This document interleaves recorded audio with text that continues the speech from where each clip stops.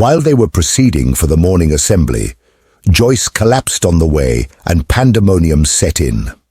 The teachers were confused, and the whole school was in confusion. The teachers managed to take her quickly to the hospital. The hospital tried all they could. She was joined by her two closest friends from their primary school days, Pat and Kosi, who also qualified for admission into the school and whose quiet loyalty made them worthy comrades. They lacked nothing. All they wanted was freedom, as their parents were rich and influential. From the first day, Laura felt the thrill of independence. Finally, I have left home. This is a big opportunity to live the life that I had wanted, she beamed with joy and happiness. The dormitory's rules, meant to maintain order, seemed like barriers to be broken. With security operatives all over the place and the high school walls appearing like mountains, she knew that something must be done. Her first taste of rebellion came when she convinced her friends to skip evening prep, luring them with promises of fun. "School is boring," Laura declared, her voice carrying over the chatter of the other girls in the dormitory. "Who needs to study every day? Let's make this place exciting." Pat hesitated. "But what if we're caught?" Laura rolled her eyes. "Caught doing what? You are behaving like a baby. Let's be mature for once, Pat." The group sneaked to the back of the dormitory, laughing and sharing stories under the moonlight. That night, Laura realized how easily she could influence others. The next barrier on her way was how to break the strong security presence in the school. "I must meet the head of the security and convince him in whatever way possible," she said to herself. Kosi, Pat, and Laura's rebellion escalated when Laura discovered a potential ally in Mr. Dan, the aging night security guard who was the security head. Mr. Dan was a man of modest means. He was one of the trusted school officials. "Uncle Dan," Laura said one evening, her voice honeyed, "you're like our father here. Don't you think we deserve a little fun?" Mr. Dan chuckled nervously. "Fun is good, but don't let it get you into trouble because you are here to study." Laura slipped crisp Naira notes into his hand. "We shall be loyal and will not bring problems to you." Mr. Dan hesitated, but eventually gave in. He started turning a blind eye as the girls slipped out of the dormitory at night.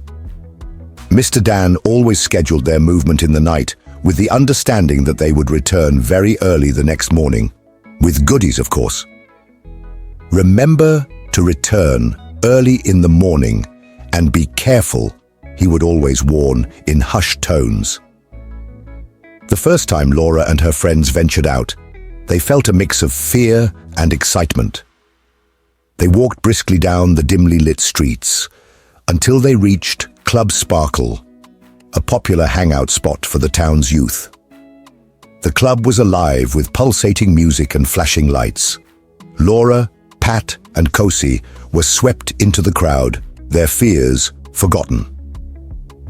Laura danced with abandon, savoring the freedom. Pat, though nervous, couldn't help but join in.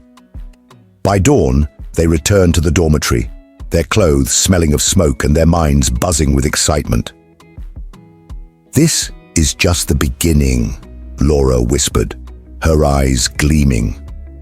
When it was time for students to receive the general meal, the big three, Laura, Pat, and Kosi, will be very relaxed on their dormitory beds, mocking other students who went to receive meals. "This worthless meal, and you eat it as though your lives depend on it," they would laugh, assured that their boyfriends will smuggle food to them. Joyce, an innocent, intelligent girl, shared the dormitory room with the big three. She came from a humble family. She secured admission to Garland's Girls' College through a scholarship program. She managed the lean resources her parents sent across to her. Just like Joyce, her friend Lillian came from a poor home, and scholarship also made it possible for her to be in the school. Joyce and her best friend Lillian were the only two girls who had received Madame Margaret's special scholarship to the Garlands Girls' College. Joyce and Lillian took their studies serious and had no time to play around. Their results were always amazing. They never lost sight of the harsh economic realities at their various homes. Hence, success in their studies came first in all they did. In the dormitory, the big three had extravagant clothing, and their various sleeping beds were well decorated to the envy and admiration of other students. When they walked in the school, they were the attention of all eyes. When they visited the grocery store in the school, they purchased expensive biscuits, sodas, strawberries, among other items, as they did not hesitate to show off their wealth and status. Some of the students wished they were friends to them and admired their way of life. But the big three chose their friends. Joyce watched from her dormitory bed corner as the big three arrived. Each of them stepped out from the front seat of different cars. The men who had driven them opened the car doors and gave them a warm hug, planting kisses on their foreheads before leaving. The next day was Saturday, and it was time for hair appointments at the school salon. The salon was big, with many hairdressers working in it. But before any student could get their hair done, the big three of the school, Cosi, Pat and Laura, always went first. They paid extra money so the hairdressers would focus only on them. Everyone else had to wait until they finished. Life at school was expensive, and Joyce and Lillian couldn't afford luxuries. Instead of going to the school salon, they braided each other's hair because the little money their parents sent wasn't enough. After doing their hair, they walked back to their dormitory. But as they passed by the big three, they heard laughter.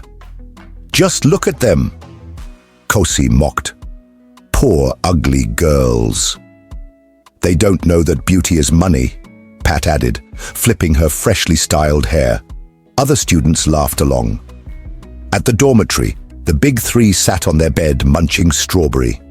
As Joyce and Lillian walked past, Lillian suddenly stumbled, pushing their strawberry to the floor.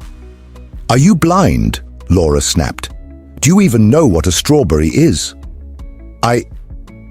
I'm sorry," Lillian stammered, trembling. "You should be." "Do you know the cost of strawberry?" "You have to pay for it," Cosi said coldly. Joyce's eyes widened. "We don't have any money," she whispered. "Then be careful next time," Pat said, waving them away. The next day in class, Joyce was quietly reading when Laura approached her. "You study a lot," Laura said, smiling. "Yes, I do," Joyce replied. "Good. We are going out next weekend. If you come with us, we will let you be one of us. Many girls would do anything for this opportunity, but I feel strangely attracted to you," Laura said with a smirk. Joyce hesitated. "Going out? Where? Are you the only girl in this school who doesn't know that we party every Saturday?" Laura scoffed. "Our parents are powerful. We make the rules here. Even the school's security guards work for us." Joyce had always admired the big three. They were beautiful, rich, and confident. "Okay," she finally said, her voice trembling. That night, Laura sent one of the students to Joyce's bed with a cup of ice cream and shawarma. Joyce ate eagerly, savoring the taste. "So this is what they enjoy," she whispered to herself. Laura's father was a contractor, while Cosi and Pat's father were rich businessmen. The weekend came. The big three arranged for her hair to be done at the school salon. She wore new clothes they lent her, and even practiced how to catwalk and talk like them, which will add more monetary value and upgrade her status. They taught her how to move her body, which will make her irresistible in front of men. She was finally part of the elite. Lillian noticed her activities and confronted her. "Joyce, you now make your hair at the school salon?" "Yes," Joyce said firmly, "but we agreed to do each other's hair." "That was before," Joyce said. "Things have changed." Lillian sighed. "Joyce, Don't you think hanging out with these girls is risky? What if you get into trouble? Joyce shook her head. They've never gotten into trouble. They run this school. If I join them, I will be untouchable too. Do you think I don't make use of my senses? We have been in this school and observing their activities and movements. Have you ever heard or seen them warned or scolded by the school authorities? Rather, every student admires what they do and how they carry themselves. Please, I can't miss this opportunity. Lillian sighed again, knowing that her friend had been deceived. Lillian was depressed as her friend had lost focus, and seeing that she had derailed from their academic pursuit, decided to keep to herself and do things alone. That Saturday night, Joyce and the three girls sneaked out through the school gate with the permission of Mr. Dan. Laura made a call, and soon a flashy car arrived. A handsome young man stepped out, hugging her tightly. "I missed you, baby," he whispered, kissing her forehead. He opened the door for Laura, while the others sat at the back. They drove to a luxurious mansion with a grand entrance, a sparkling pool, and modern decorations. Joyce gasped at the wealth surrounding her.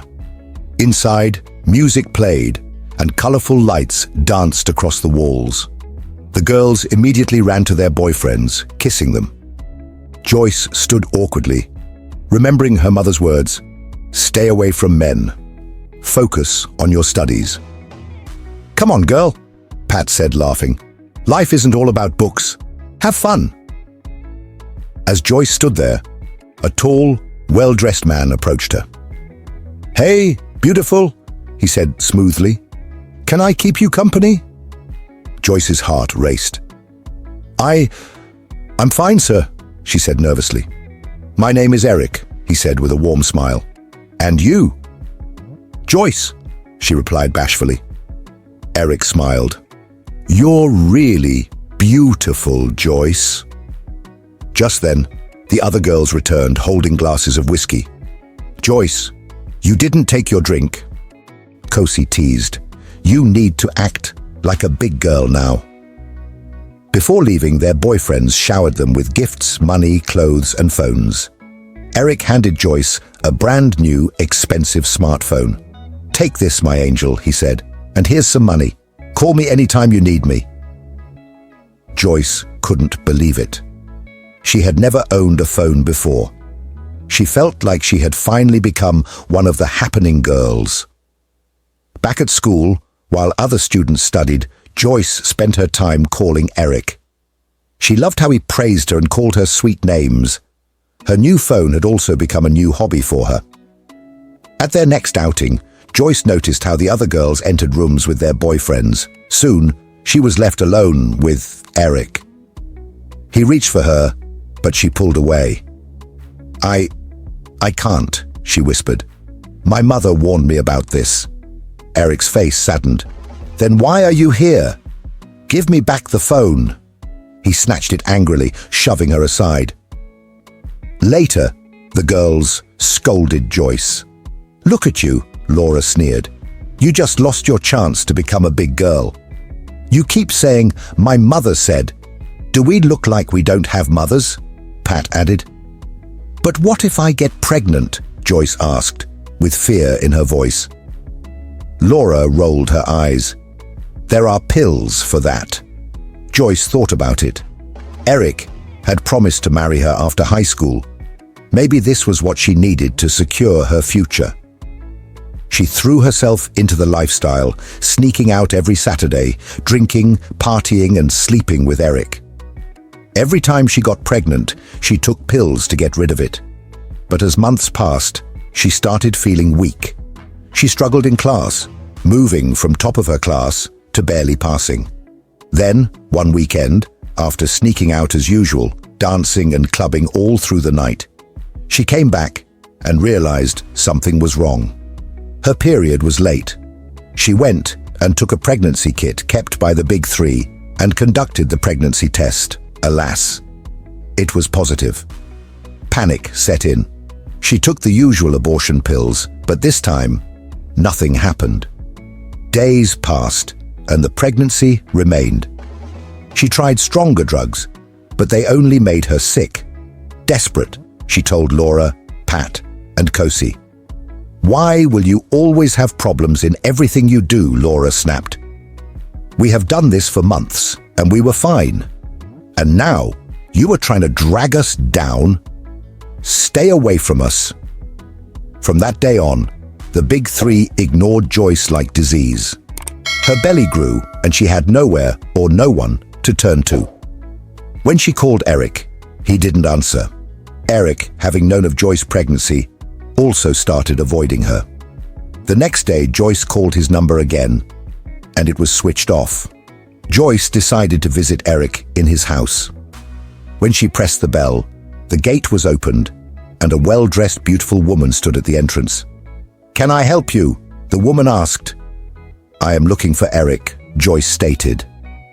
The woman laughed. "Oh, my husband. What do you need from him?" Joyce's heart nearly stopped. "Your husband? And who are you?" the woman asked, raising her eyebrow. Joyce could barely breathe. "I am his girlfriend, and I am pregnant." The woman clapped her hands and laughed bitterly. His girlfriend? Or one of them? Joyce felt her world shatter in an instant. She could no longer think straight, and her home, the only place to find ready comfort, is clearly now a place to avoid. The consequences of stating her ordeal to her parents was enormous, and she could not attempt that. All options remained closed, as it appeared as though the world had turned its back against her. The money she had was to feed for few days and could not take her home if she chose that option. She summoned courage from nowhere and trudged to the school. The way the girls treated her was as though she had never had anything to do with them. When she arrived at the dormitory, she sank into her bed and was recounting her activities. "If I had listened to my parents, this wouldn't have happened. If I had obeyed Lillian, I wouldn't have been in this condition," she muttered to herself. It was obvious that those thoughts would yield nothing. But what was required was to take action at all cost, and by whatever means. Joyce decided to approach Laura. When she did, she pleaded for a long period of time so that she would guide her on how to solve her problems. "Please, Laura, help me out, as I am one of you. Don't abandon me now that I need you people most. The pills and the additional drugs I have taken did not work. Please help me. Eric has also abandoned me." Joyce pleaded. "What do you want me to do?" Laura inquired. "I want to get rid of this pregnancy." Joyce submitted. "I will make arrangement for tomorrow night for us to see the expert in this. I will arrange with Uncle Dan for access tomorrow night," Laura stated. "What can I do without you girls? You are truly wonderful people," Joyce stated with excitement. During night hours the following day, they all made their way to a two-room apartment in the town. The two rooms never looked like a medical facility of any kind. A confident elderly man called Doctor emerged and commenced the abortion process. Joyce shakily climbed his wooden table that can be likened to a butcher's table. Within 2 hours, he concluded the process. They all went back to the school dormitory very early in the morning. In the morning, while they were proceeding for the morning assembly, Joyce collapsed on the way and pandemonium set in. The teachers were confused, and the whole school was in confusion. The teachers managed to take her quickly to the hospital. The hospital tried all they could and eventually stopped the bleeding. Joyce survived, but her womb had been damaged by the abortion specialist. The school principal, Mrs. Clara, was furious. "How could this type of thing happen without my knowledge? Could it be the teachers?" the school principal asked. The school stands like a fortress, and trusted security operatives stood regularly at the gate. The school management began investigation and also called for an emergency Parents-Teachers Association (PTA) meeting. The school management started asking questions from all corners. The students who were not willing to speak up for fear of the Big Three and the consequences now provided answers to the ugly events.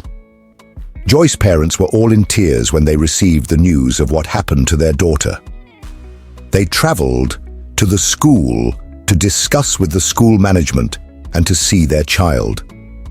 On the day of the General Assembly for the PTA meeting, the atmosphere was tense. Principal Clara's voice echoed through the hall. "We have identified a group of students who are tarnishing the reputation of this school. Let me make this clear. We shall not tolerate indiscipline." Laura sat at the backside of the hall, her arms crossed. "She's bluffing," she whispered to Pat. "They can't do anything." The school board announced the report of its investigation in the Assembly of Parents and Students. The principal revealed that the trusted Mr. Dan, the chief security officer, received bribes from the girls in exchange for allowing them to go out at night as they wished. The principal further announced that Mr. Dan had been detained by security operatives. The evidence against the Big Three was overwhelming, and the principal announced that after the board's meeting, it had decided to expel Laura, Pat, Kosi, and Joyce from the school. This story from Motherland Tales teaches a lesson on obedience to parents, avoiding negative influences, and being focused. Please subscribe, like, share, and comment to our channel so that whenever we post a new video, you will be the first to be notified. Please share with us what you have learnt via the comment section. Thanks for watching. See you in our next video.